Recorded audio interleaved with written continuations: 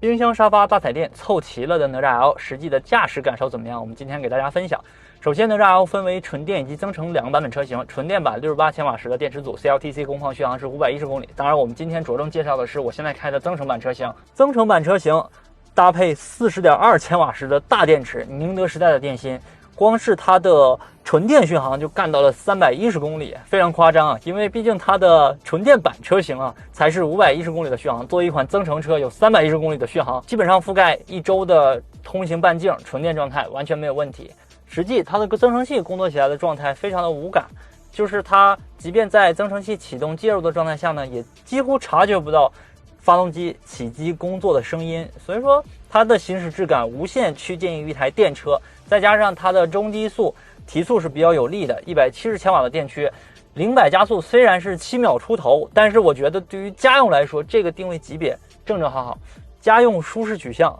绝对的性能没必要那么猛，只要调教够轻灵就可以了。说到调教呢，它的前麦弗逊后5连杆的悬挂，它是满足了对于舒适性的要求，所以说像我们日常铺装路面行驶的话，它会还原保留一部分路感，但是更多状态下呢，是对于路面细碎颠簸的化解和震动的处理比较得体。关乎驾驶的动力模式，它是提供了节能、舒适、运动以及单踏板几个选项，然后能量回收也是3档可调，并且能源形式上它有极致纯电、纯电优先、增程优先以及前哨节能。我觉得在移动新势力当中，哪吒 L 算是车型类别相对比较丰富的企业了，包括它有增程轿车、纯电 SUV， 还有 GT 跑车。相对而言，它的调教经验、底盘啊，包括各个车型特性应有的动力输出风格和底盘风格积累的经验，面向的市场还有消费的群体，相对的都是比较广布的。因此，它对于不同车型的调教以及拿捏该有的风格，它都能够比较精准的去把握。这也是哪吒 L 为什么作为一款增程 SUV 比较好开的原因。